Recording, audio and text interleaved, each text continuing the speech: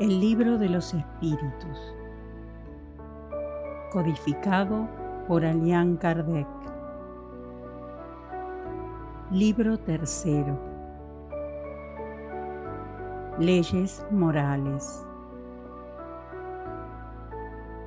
Capítulo 10. 9. Ley de libertad. 1. Libertad natural. 2. Esclavitud. 3.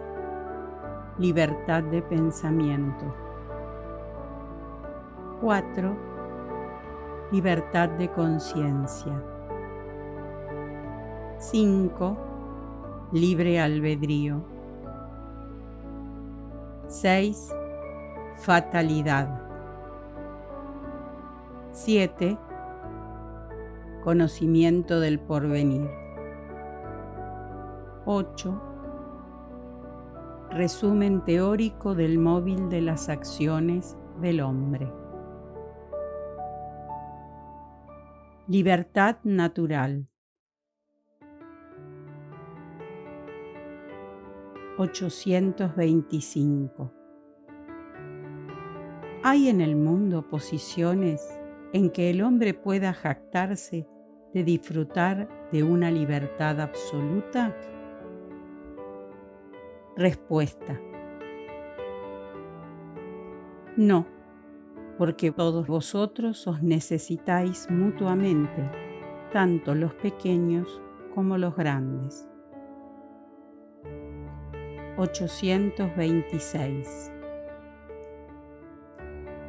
¿En qué condición el hombre podría gozar de una libertad absoluta?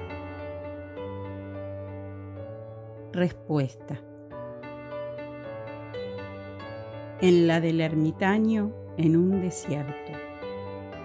Desde el momento en que dos hombres están juntos, tienen derechos que respetar y por consiguiente ya no gozan de una libertad absoluta. 827. La obligación de respetar los derechos del prójimo ¿quita al hombre el derecho de ser dueño de sí mismo? Respuesta: de ningún modo, porque ese es un derecho que le concede la naturaleza. 828. ¿Cómo se pueden conciliar las opiniones liberales de algunos hombres con el despotismo que suelen ejercer en su propio hogar y sobre sus subordinados? Respuesta: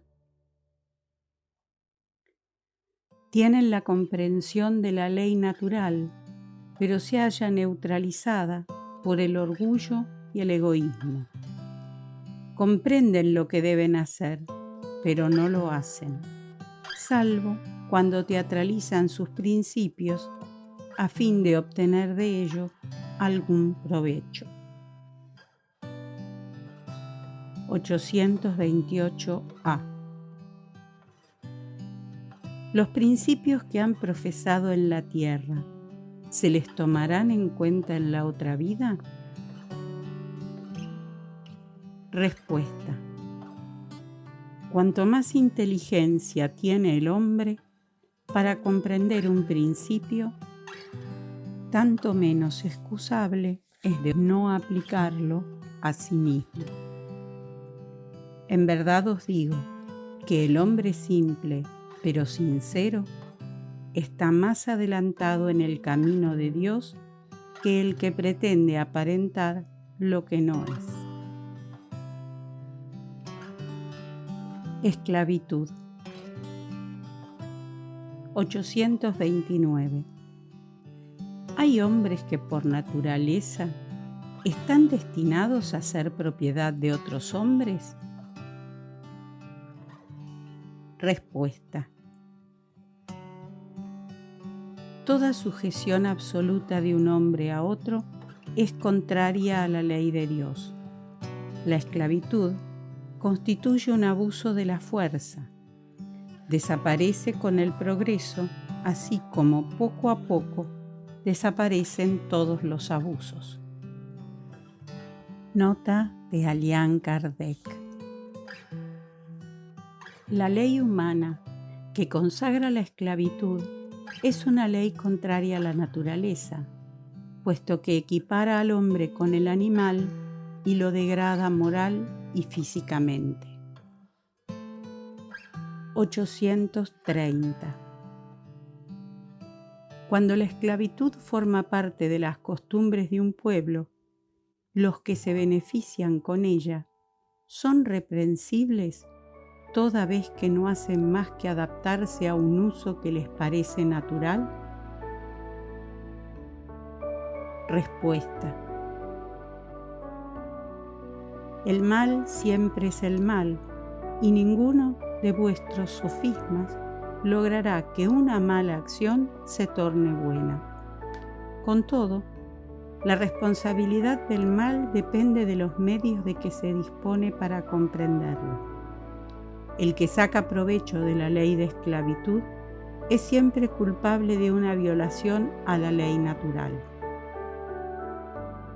Pero en esto, como en todas las cosas, la culpabilidad es relativa. Dado que la esclavitud fue admitida entre las costumbres de algunos pueblos, el hombre ha podido sacar provecho de ella de buena fe, como de algo que le parecía natural. No obstante, tan pronto como su razón, más desarrollada y sobre todo esclarecida por las luces del cristianismo, le mostró que el esclavo era igual a él ante Dios, ya no tuvo excusa. 831. La desigualdad natural de las aptitudes no coloca a ciertas razas humanas bajo la dependencia de otras más inteligentes. Respuesta. Sí, para elevarlas y no para embrutecerlas aún más mediante la servidumbre. Durante mucho tiempo los hombres consideraron a los integrantes de ciertas razas humanas como animales de trabajo, provistos de brazos y manos, y se creyeron con derecho a venderlos como bestias de carga. Esos hombres piensan que son de sangre más pura. Insensatos, solo ven materia. La sangre no es más pura o menos pura, sino el espíritu. 832. Hay personas que tratan a sus esclavos con humanidad, no permiten que les falte nada y piensan que la libertad los expondría a mayores privaciones. ¿Qué dices acerca de ellos? Respuesta. Digo que comprenden mejor sus propios intereses. También cuidan mucho a sus bueyes y a sus caballos, a fin de sacar más provecho de ellos en el mercado. No son tan culpables como los que maltratan a sus esclavos, pero no dejan de disponer de ellos como de una mercancía, pues los privan del derecho a ser dueños de sí mismos. Libertad de pensamiento. 833. ¿Hay en el hombre algo que escape a todo tipo de coacción y por lo cual goce de una libertad absoluta? Respuesta. Por el pensamiento, el hombre goza de una libertad sin límites, pues el pensamiento no conoce obstáculos. Se puede impedir su manifestación, pero no aniquilarlo. 834. ¿El hombre es responsable de su pensamiento? Respuesta: es responsable de él ante Dios, dado que solo Dios puede conocer ese pensamiento, lo condena o lo absuelve según su justicia. Libertad de conciencia. 835. La libertad de conciencia es una consecuencia de la libertad de pensar. Respuesta: la conciencia es un pensamiento íntimo que pertenece al hombre, al igual que el resto de sus pensamientos. 836. ¿El hombre tiene derecho a poner obstáculos para la libertad de conciencia? Respuesta: no más que para la libertad de pensar, pues solo a Dios compete el derecho de juzgar a la conciencia. Del mismo modo que el hombre regula mediante sus leyes las relaciones de los hombres entre sí, Dios, mediante las leyes de la naturaleza, regula las relaciones del hombre con él. 837. ¿Cuál es el resultado de los obstáculos que se ponen para la libertad de conciencia? Respuesta: obligar a los hombres a que obren de otro modo que como piensan es convertirlos en hipócritas. La libertad de conciencia es uno de los caracteres de la verdadera civilización y del progreso. 838. ¿Es respetable toda creencia aunque sea notoriamente falsa? Respuesta: toda creencia es respetable cuando es sincera y conduce a la práctica del bien. Las creencias reprobables son las que conducen al mal. 839. ¿Somos reprensibles si agraviamos por su creencia a quien no piensa como nosotros? Respuesta: faltáis a la caridad y atentáis contra la libertad de pensar. 840. Poner obstáculos para las creencias que pueden llegar a perturbar a la sociedad ¿implica atentar contra la libertad de conciencia? Respuesta: es posible reprimir los actos, pero la creencia íntima es inaccesible. Nota de Allan Kardec. Reprimir los actos exteriores de una creencia, cuando esos actos ocasionan cualquier perjuicio para los demás, no implica atentar contra la libertad de conciencia, pues dicha represión deja completamente libre a la creencia. 841.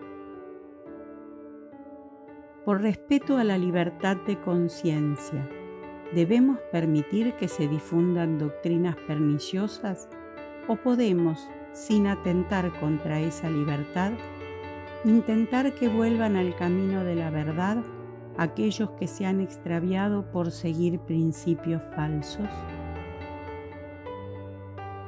Respuesta: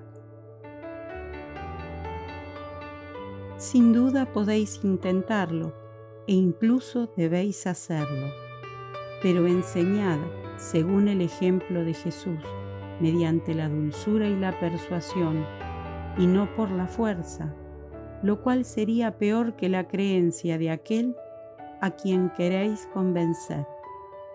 Si hay algo que está permitido imponer, es el bien y la fraternidad.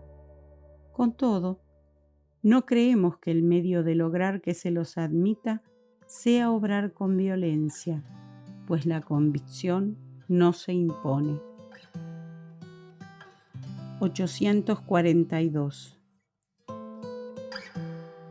Dado que todas las doctrinas abrigan la pretensión de ser la única expresión de la verdad, ¿mediante qué señales podemos reconocer a aquella que tiene derecho a presentarse como tal? Respuesta. Será la que haga más hombres de bien y menos hipócritas, es decir, hombres que lleven a la práctica la ley de amor y caridad en su mayor pureza y en su aplicación más amplia. Mediante esa señal reconoceréis que una doctrina es buena, pues toda doctrina cuya consecuencia sea sembrar la desunión y establecer una demarcación entre los hijos de Dios, solo puede ser falsa y perniciosa. Libre albedrío.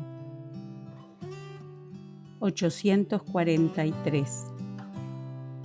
¿El hombre tiene el libre albedrío de sus actos? Respuesta. Dado que tiene la libertad de pensar, tiene la de obrar. Sin libre albedrío, el hombre sería una máquina. 844. ¿El hombre goza del libre albedrío desde el nacimiento? Respuesta. Tiene la libertad de obrar tan pronto como tiene voluntad de hacer. En las primeras etapas de la vida, la libertad es casi nula. Se desarrolla y cambia de objeto junto con las facultades. Dado que el niño tiene pensamientos acordes con las necesidades propias de su edad, aplica su libre albedrío a las cosas que necesita. 845. Las predisposiciones instintivas que el hombre trae al nacer ¿no son un obstáculo para el ejercicio del libre albedrío? Respuesta. Las predisposiciones instintivas son las del espíritu antes de su encarnación. Según sea él más o menos adelantado, pueden incitarlo a cometer actos reprensibles, y en eso será secundado por los espíritus que simpatizan con esas disposiciones. Sin embargo, no hay incitación que sea irresistible cuando se tiene la voluntad de resistir. Recordad que querer es poder. 846. La organización. ¿Influye en los actos de la vida? Si ejerce una influencia, ¿lo hace a expensas del libre albedrío? Respuesta. No cabe duda de que la materia ejerce una influencia en el espíritu y puede obstaculizar sus manifestaciones. Por eso, en los mundos donde los cuerpos son menos materiales que en la tierra, las facultades se desarrollan con mayor libertad. Con todo, el instrumento no confiere la facultad. Por lo demás, aquí es preciso distinguir las facultades morales de las intelectuales. Si un hombre tiene un instinto homicida, con toda seguridad es su propio espíritu, el que lo posee y el que se lo confiere, pero no sus órganos. Aquel que anula su pensamiento para ocuparse solo de la materia, se vuelve semejante al animal, y peor aún, porque ya no piensa en precaverse contra el mal, y en esto comete una falta, puesto que obra así por su voluntad. 847. ¿La perturbación de las facultades quita al hombre el libre albedrío? Respuesta. Aquel cuya inteligencia se encuentra perturbada por alguna causa ya no es dueño de su pensamiento y por consiguiente no tiene libertad. Esa perturbación suele ser un castigo para el espíritu, que en una existencia anterior ha sido vano y orgulloso y empleó mal sus facultades. Entonces podrá renacer en el cuerpo de un idiota, así como el déspota en el de un esclavo y el mal rico en el de un mendigo. No obstante, el espíritu sufre con esa coacción de la que tiene perfecta conciencia. En eso radica la acción de la materia. 848. La perturbación de las facultades intelectuales a causa de la embriaguez ¿excusa los actos reprensibles? Respuesta. No, porque el ebrio se ha privado voluntariamente de la razón para satisfacer pasiones brutales. En vez de una falta, comete dos. 849. En el hombre en estado salvaje, ¿cuál es la facultad dominante? ¿El instinto o el libre albedrío? Respuesta. El instinto, lo que no le impide que obre con completa libertad en algunas cosas. Con todo, así como el niño aplica esa libertad a sus necesidades y ella se desarrolla con la inteligencia.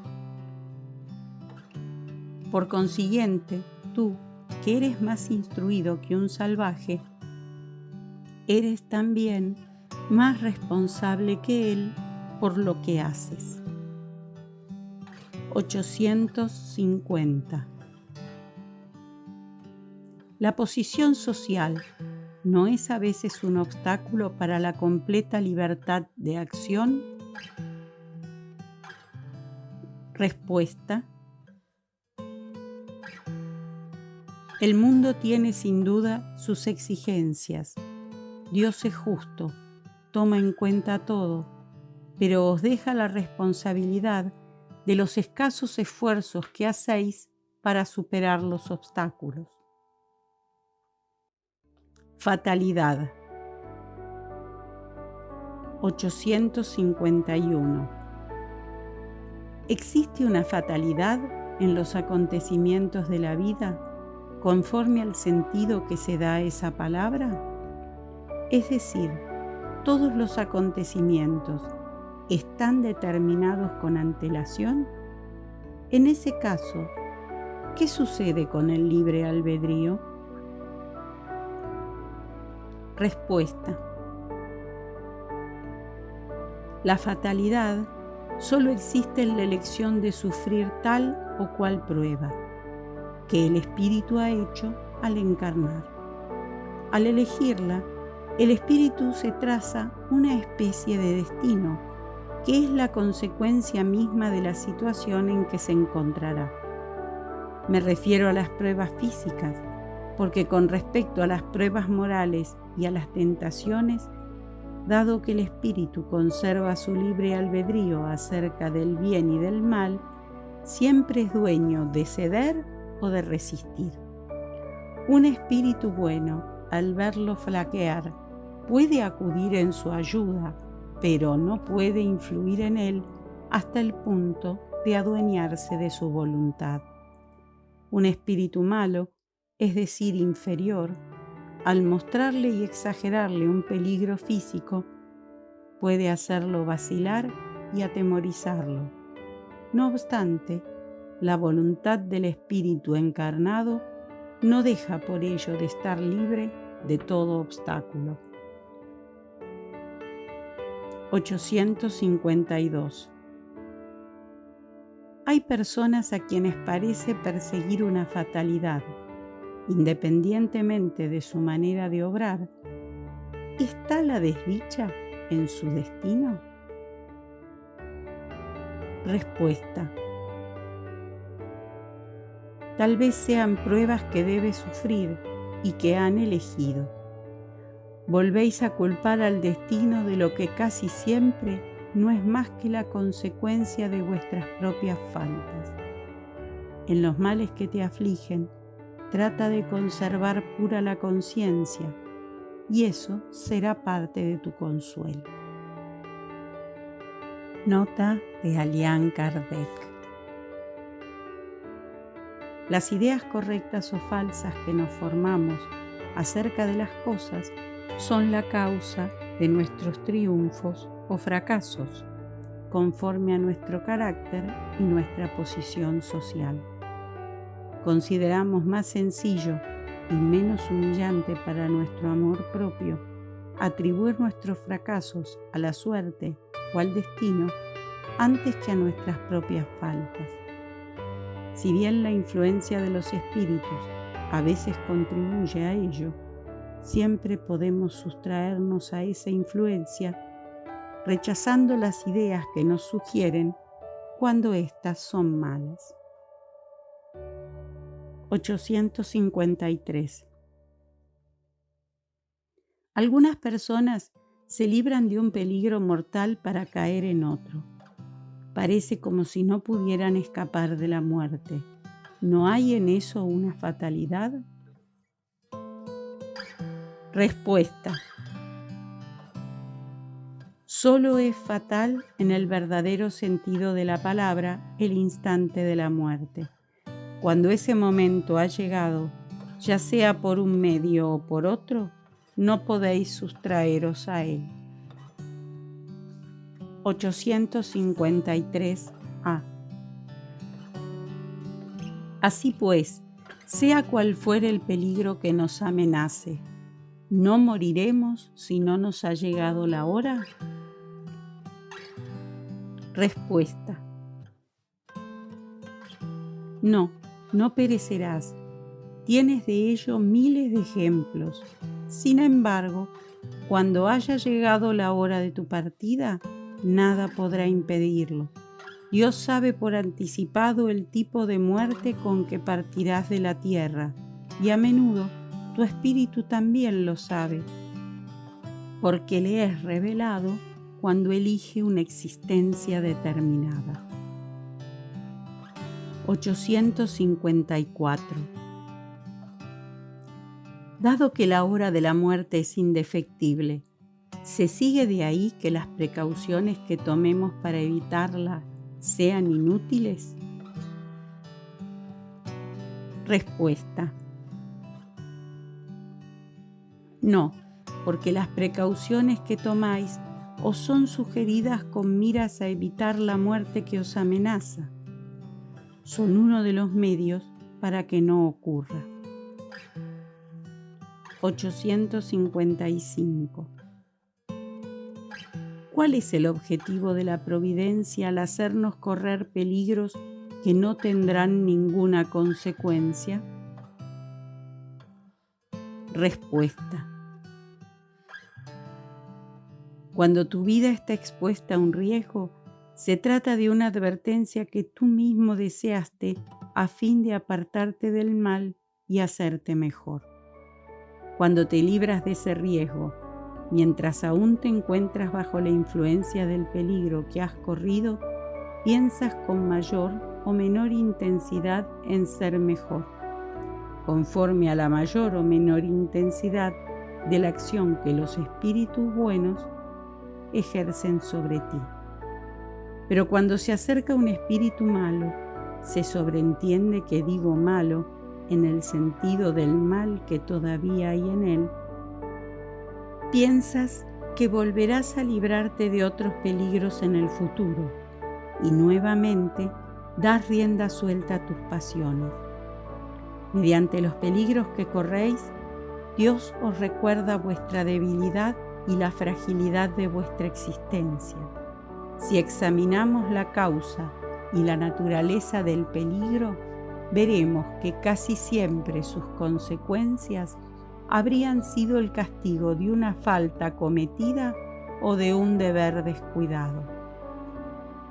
Dios os advierte de ese modo para que reflexionéis acerca de vosotros mismos y os enmendéis. 856. ¿El espíritu sabe por anticipado el tipo de muerte con que habrá de sucumbir? Respuesta. Sabe que la clase de vida que eligió lo expone a morir de una manera más que de otra. No obstante, también conoce las luchas que habrá de sostener para evitarlo, y que si Dios lo permite, no sucumbirá. 857. Hay hombres que afrontan el peligro de las batallas persuadidos de que no ha llegado su hora. ¿Tiene algún fundamento esa confianza? Respuesta. Muy a menudo el hombre tiene el presentimiento de su fin, como puede tener el de que aún no morirá. Ese presentimiento procede de sus espíritus protectores, los cuales quieren advertirle que esté listo para partir o le infunden valor en los momentos en que más lo necesita. También puede proceder de la intuición que tiene de la existencia que eligió o de la misión que ha aceptado y que sabe que deberá cumplir. 858. ¿A qué se debe que quienes presienten su muerte le temen por lo general menos que los otros? Respuesta. Quien teme a la muerte es el hombre y no el espíritu. El que la presiente piensa más como espíritu que como hombre, comprende su liberación y la guarda. 859. Si la muerte no puede evitarse cuando debe ocurrir, ¿sucede lo mismo con todos los accidentes que sufrimos en el transcurso de la vida? Respuesta. Cuando se trata de cosas bastante insignificantes, nosotros podemos preveniros de ellas, y a veces hacemos que las evitéis dirigiendo vuestro pensamiento, pues no nos agrada el sufrimiento material. No obstante, eso es poco relevante para la vida que habéis elegido. La fatalidad, en verdad, solo consiste en la hora en que debéis aparecer en la tierra, así como en la que habréis de desaparecer de ella. 859a. Hay hechos que deben suceder forzosamente y que la voluntad de los espíritus no pueden evitar. Respuesta. Sí, pero que tú, en el estado de espíritu, has visto y presentido cuando hiciste tu elección. Sin embargo, no creas que todo lo que sucede está escrito como dicen. Un acontecimiento suele ser la consecuencia de algo que has hecho mediante un acto de tu voluntad libre. De modo que si no hubieras hecho eso, el acontecimiento no habría tenido lugar. Si te quemas un dedo, no es más que el resultado de tu imprudencia y el efecto de la materia. Solo los grandes dolores, los acontecimientos importantes que pueden influir en la moral, han sido previstos por Dios, porque son útiles para tu purificación y tu esclarecimiento. 860. El hombre, mediante su voluntad y sus actos, puede evitar que tengan lugar acontecimientos que debían ocurrir y a la inversa. Respuesta: sí, puede hacerlo en caso de que esa desviación aparente se integre a la vida que ha elegido. Además, para hacer el bien como debe ser y por tratarse del único objetivo de la vida, puede impedir el mal, sobre todo aquel que contribuiría a un mal mayor. 861. El hombre que cometió un asesinato, ¿sabía cuando eligió su existencia que se convertiría en un asesino? Respuesta: no.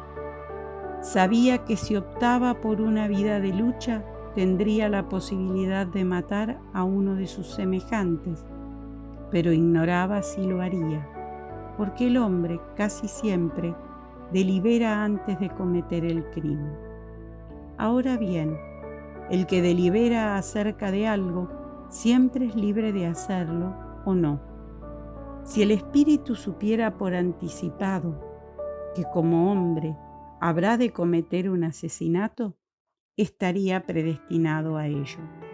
Sabed, pues, que nadie está predestinado al crimen, y que todo crimen, así como cualquier otro acto, es en todos los casos el resultado de la voluntad y del libre albedrío. Además, vosotros siempre confundís dos cosas muy distintas: los acontecimientos materiales de la vida y los actos de la vida moral. Sí, a veces existe la fatalidad. Es en esos acontecimientos materiales cuya causa es ajena a vosotros y que son independientes de vuestra voluntad. En cuanto a los actos de la vida moral, emanan siempre del propio hombre, quien por consiguiente siempre tiene la libertad de elección. En relación con esos actos, pues nunca existe la fatalidad. 862. Hay personas a las cuales nada les sale bien. Un genio malo parece perseguirlas en todas sus empresas. ¿Se puede denominar a eso fatalidad? Respuesta: es fatalidad si así quieres denominarla, pero es el resultado de la elección de la clase de existencia, porque esas personas han querido ser probadas mediante una vida de decepciones, a fin de ejercitar la paciencia y la resignación. Con todo, no creas que esa fatalidad sea absoluta. Suele ser el resultado del camino equivocado que han tomado y que no está a la altura de su inteligencia y de sus aptitudes. El que quiere cruzar a nado un río sin saber nadar tiene muchas posibilidades de ahogarse. Así sucede en la mayoría de los acontecimientos de la vida. Si el hombre solo emprendiera obras que estuviesen a la altura de sus facultades, por lo general tendría éxito. Pero se pierde por el amor propio y la ambición que los desvían del camino y hacen que confunda el deseo de satisfacer ciertas pasiones con una vocación. fracasa por su culpa. No obstante, en lugar de admitir su error, prefiere acusar de ello a su estrella. Es el caso de quien se muere de hambre porque quiso ser un mal poeta en vez de ganarse honradamente la vida como un obrero eficiente. Habría lugar para todos si cada uno supiera ocupar el lugar que le corresponde. 863. Las costumbres sociales ¿no suelen obligar al hombre a seguir un camino antes que otro? ¿No está él sometido al control de la opinión cuando elige sus ocupaciones? Lo que llamamos respeto humano, ¿no es un obstáculo para el ejercicio del libre albedrío? Respuesta. Los hombres crean las costumbres sociales, no Dios. Si se someten a ellas es porque les conviene, lo cual también constituye un acto de su libre albedrío, puesto que si no lo quisieran, podrían liberarse de esas costumbres. Entonces, ¿por qué se quejan? No deben acusar a las costumbres sociales, sino a su tonto amor propio, que hace que prefieran morirse de hambre antes que renunciar a cumplirlas. Nadie les toma en cuenta ese sacrificio hecho a favor de la opinión. En cambio, Dios sí tomaría en cuenta el sacrificio de su vanidad. Esto no quiere decir que haya que desafiar a esa opinión innecesariamente, como lo hacen algunas personas que tienen más originalidad que verdadera filosofía. Hay tanto desatino en hacer que a uno lo señalen con el dedo o lo miren cual si fuera un bicho raro, como sabiduría en descender por propia voluntad y sin quejarse cuando uno no puede mantenerse en lo alto de la escala. 864. Hay personas a quienes la suerte les es contraria. En cambio, a otras parece favorecerlas, pues todo les sale bien. ¿A qué se debe esto último? Respuesta. A menudo es porque son más ingeniosas, aunque también puede tratarse de una clase de prueba. El éxito las embriaga, se fían de su destino y más tarde suelen pagar esos mismos éxitos con crueles reveses, que habrían podido evitar con prudencia. 865. ¿Cómo explicar la suerte que favorece a algunas personas en circunstancias en las que no intervienen en modo alguno la voluntad ni la inteligencia, en el juego, por ejemplo? Respuesta. Algunos espíritus han elegido por anticipado determinados tipos de placer. La suerte que los favorece es una tentación. El que gana como hombre pierde como espíritu. Se trata de una prueba para su orgullo y su codicia. 866. Así pues, la fatalidad que parece presidir los destinos materiales de nuestra vida, ¿sería también un efecto de nuestro libre albedrío? Respuesta. Tú mismo has elegido tu prueba. Cuanto más ruda sea y cuanto mejor la soportes, tanto más te elevarás. Los que pasan su vida en la abundancia y la felicidad humana son espíritus cobardes que permanecen estacionarios. Así, el número de infortunados es muy superior al de los dichosos de la tierra, dado que la inmensa mayoría de los espíritus buscan la prueba que les será más fructífera. Conocen demasiado bien la futilidad de vuestras grandezas y placeres. Además, hasta la vida más feliz, inevitablemente, es agitada y desordenada, incluso en ausencia del dolor. 867. ¿De dónde proviene la expresión nacer con buena estrella? Respuesta. Antigua superstición que relacionaba las estrellas con el destino de cada hombre. Alegoría que algunas personas toman tontamente al pie de la letra. Conocimiento del porvenir.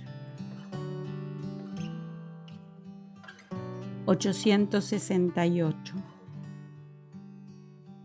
¿El porvenir puede ser revelado al hombre? Respuesta. En principio, el porvenir se le oculta y solo en casos raros y excepcionales Dios permite que le sea revelado. 869.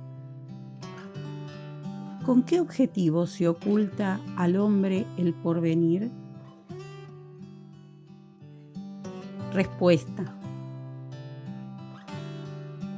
Si el hombre conociera el porvenir, descuidaría el presente y no obraría con la misma libertad, porque estaría dominado por la idea de que si una cosa debe ocurrir, no hay razón para ocuparse de ella, o trataría de ponerle obstáculos. Dios no quiso que fuese así, a fin de que cada uno coopere en la realización de las cosas, incluso de aquellas a las que querría oponerse. De ese modo, tú mismo sueles preparar, sin sospecharlo, los acontecimientos que sobrevendrán en el curso de tu vida. 870. Dado que resulta útil que el porvenir permanezca oculto, ¿por qué Dios permite a veces que no sea revelado? Respuesta. Dios lo permite cuando ese conocimiento previo debe facilitar la realización de algo en lugar de obstaculizarlo, comprometiendo a actuar de un modo diferente a como se habría actuado sin ese conocimiento. Por otra parte, suele ser una prueba. La perspectiva de un conocimiento puede despertar pensamientos más o menos buenos. Si un hombre debe saber, por ejemplo, que recibirá una herencia con la que no contaba, podrá ser tentado por un sentimiento de codicia, por el júbilo de aumentar sus goces terrenales, por el deseo de poseer esa fortuna cuanto antes, anhelando tal vez la muerte de aquel que habrá de legársela. Por el contrario, esa perspectiva podrá despertar en él buenos sentimientos e ideas generosas. Si la predicción no se cumple, constituye otra prueba, la de cómo soportará la decepción. Con todo, no por eso dejará de tener el mérito o el demérito de los pensamientos buenos o malos que la creencia en el acontecimiento ha generado en él. 871. Dado que Dios lo sabe todo, también sabe si un hombre habrá de sucumbir o no ante una determinada prueba. En ese caso, ¿cuál es la necesidad de dicha prueba si no puede mostrarle a Dios nada que ya no sepa acerca de ese hombre? Respuesta. tanto valdría preguntar por qué Dios no creó al hombre perfecto y acabado, o por qué el hombre pasa por la infancia antes de llegar a la edad adulta. El objetivo de la prueba no es instruir a Dios acerca del mérito de ese hombre, porque Dios sabe perfectamente lo que vale, sino dejar a ese hombre la responsabilidad completa de su acción, puesto que él es libre de realizarla o no. Dado que el hombre puede elegir entre el bien y el mal, la prueba tiene la finalidad de enfrentarlo a la tentación del mal y dejarle todo el mérito de resistirlo.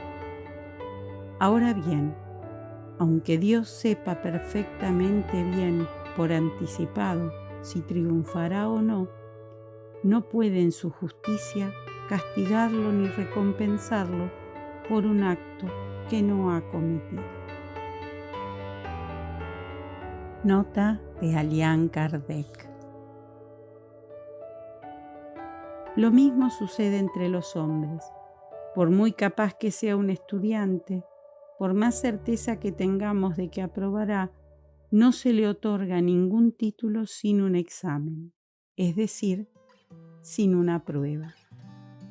Del mismo modo, el juez solo condena a un acusado sobre la base del acto consumado y no por la presunción de que podrá o deberá consumarlo. Cuanto más reflexionamos acerca de las consecuencias que para el hombre resultarían del conocimiento del porvenir, tanto más vemos cuán sabia ha sido la providencia al ocultárselo. La certeza de un acontecimiento dichoso lo sumiría en la inacción, la de un acontecimiento desgraciado en el desánimo. En ambos casos, sus fuerzas se verían paralizadas. Por esa razón, el porvenir solo se muestra al hombre como un objetivo que debe alcanzar mediante sus esfuerzos, pero sin que conozca la serie de pasos que tendrá que dar para lograrlo. El conocimiento de todos los incidentes del camino le impediría tomar la iniciativa y hacer uso de su libre albedrío. Se dejaría llevar por la pendiente fatal de los acontecimientos sin ejercer sus facultades. Cuando el éxito de algo está asegurado, ya no nos preocupamos por ello. Resumen teórico del móvil de las acciones del hombre. 872. La cuestión del libre albedrío puede resumirse así. El hombre no es fatalmente conducido al mal. Los actos que realizan no están escritos de antemano. Los crímenes que comete no son el resultado de una sentencia del destino. El hombre puede, como prueba o expiación, elegir una existencia en la que sufrirá las incitaciones del crimen, ya sea por el medio en que se encuentre o por las circunstancias que sobrevengan. No obstante, siempre es libre de obrar o de no obrar. Así pues, el libre albedrío existe en el estado de espíritu, en la elección de la existencia y de las pruebas, y en el estado corporal, en la facultad de ceder o resistir a las incitaciones a que nos hemos sometido voluntariamente. Compete a la educación combatir esas malas tendencias, y lo hará con provecho cuando se base en el estudio profundo de la naturaleza moral del hombre. Mediante el conocimiento de las leyes que rigen a esa naturaleza moral, se llegará a modificarla, así como se modifica la inteligencia mediante la instrucción y el temperamento mediante la higiene.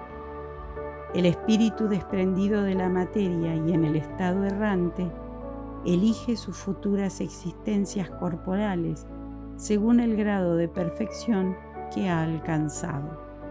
Y en eso, sobre todo, consiste, como hemos dicho, su libre albedrío. Esa libertad no queda anulada por la encarnación. Si el espíritu cede a la influencia de la materia, es porque sucumbe ante las pruebas que él mismo eligió. Y para que lo ayuden a superarlas, puede invocar la asistencia de Dios y de los espíritus buenos. Sin el libre albedrío, el hombre no tiene culpa por el mal ni mérito por el bien. Esto es a tal punto admitido que en el mundo siempre se censura o se elogia la intención, es decir, la voluntad. Ahora bien, quien dice voluntad, dice libertad. Por consiguiente, el hombre no puede valerse de su organización como excusa para justificar sus malas acciones, sin abdicar de su razón y de su condición de ser humano para equipararse con los animales.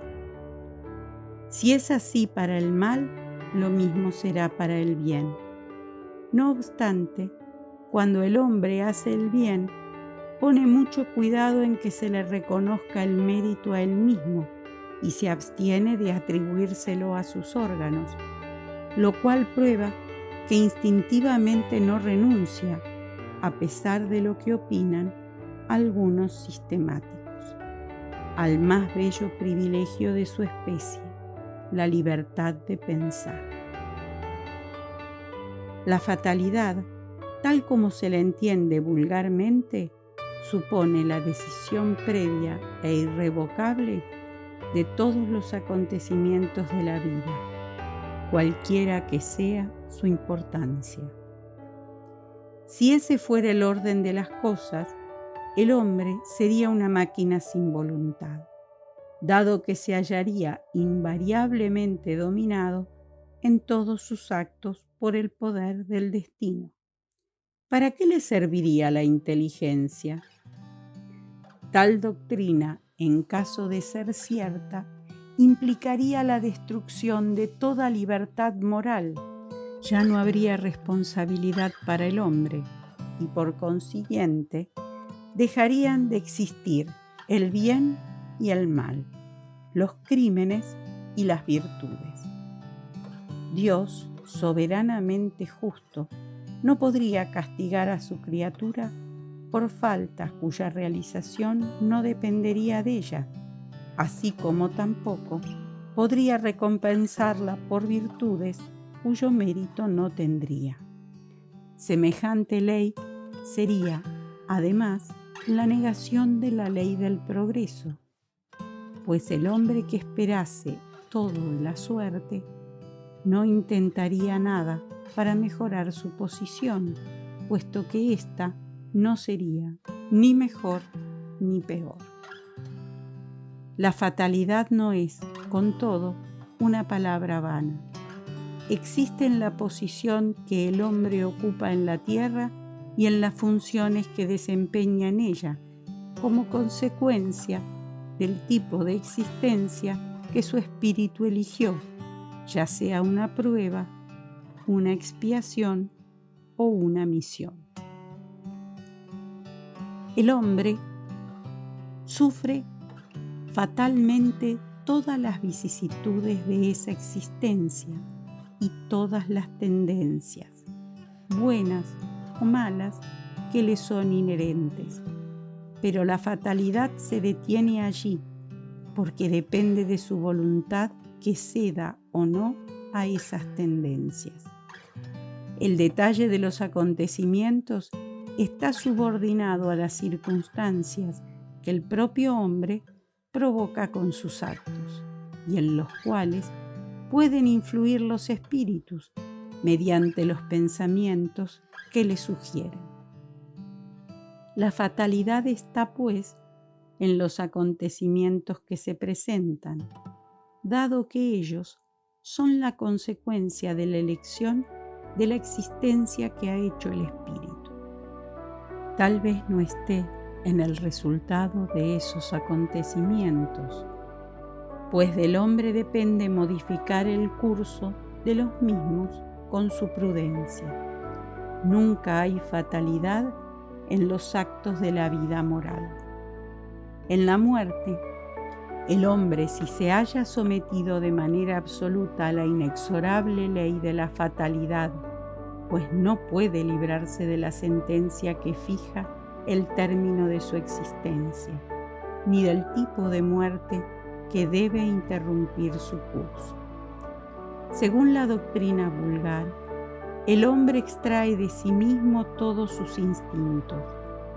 Estos proceden de su organización física, de la cual él no es responsable, o de su propia naturaleza, en la que encuentra una excusa ante sus propios ojos, diciendo que no es culpa suya ser como es.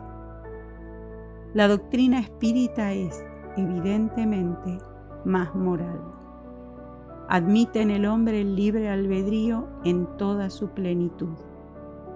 Al decirle que si hace el mal, cede a una mala sugestión extraña, le deja la responsabilidad completa, puesto que reconoce en él el poder de resistir, lo cual es evidentemente más fácil que si tuviera que luchar contra su propia naturaleza.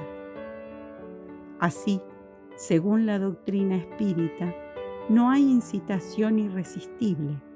El hombre puede siempre cerrar los oídos a la voz oculta que lo incita al mal en su fuero interior, así como puede cerrarlos a la voz material de quien le habla. Puede hacerlo mediante su voluntad, pidiéndole a Dios la fuerza necesaria y reclamando, con ese fin, la asistencia de los espíritus buenos. Eso es lo que nos enseña Jesús en la sublime plegaria de la oración dominical, cuando nos hace decir: no nos dejes caer en la tentación, mas líbranos del mal. San Mateo, capítulo 6, versículo 13. Esta teoría de la causa excitante de nuestros actos resulta evidentemente de toda la enseñanza que imparten los espíritus. No solo es sublime en cuanto a su moralidad, sino que, agregamos, eleva al hombre ante sí mismo, lo muestra libre de sacudirse un yugo obsesor, así como es libre de cerrar su casa a los inoportunos. Ya no es una máquina que funciona mediante el impulso independiente de su voluntad, sino un ser de razón que escucha, juzga y elige libremente entre dos consejos. Añadamos que, a pesar de esto, el hombre no se halla privado de su iniciativa, no deja de obrar por su propio impulso, puesto que en definitiva no es más que un espíritu encarnado que conserva, bajo la envoltura corporal, las cualidades y los defectos que tenía como espíritu. Por consiguiente, la causa principal de las faltas que cometemos está en nuestro propio espíritu, que todavía no alcanzó la superioridad moral que tendrá algún día, aunque no por eso carece de libre albedrío. La vida corporal le fue otorgada para que purgue sus imperfecciones mediante las pruebas que sufre en ella. Y son precisamente esas imperfecciones las que lo tornan más débil y más accesible a las sugestiones de los otros espíritus imperfectos, que se aprovechan de ellas para tratar de hacerlo sucumbir en la lucha que ha emprendido. Si sale victorioso de esa lucha, se eleva. Si fracasa, sigue siendo lo que era, ni mejor ni peor. Se trata de una prueba que deberá recomenzar, y eso puede durar mucho tiempo. Cuanto más se purifica, tanto más disminuyen sus puntos débiles y menos motivos da a los que lo incitan al mal.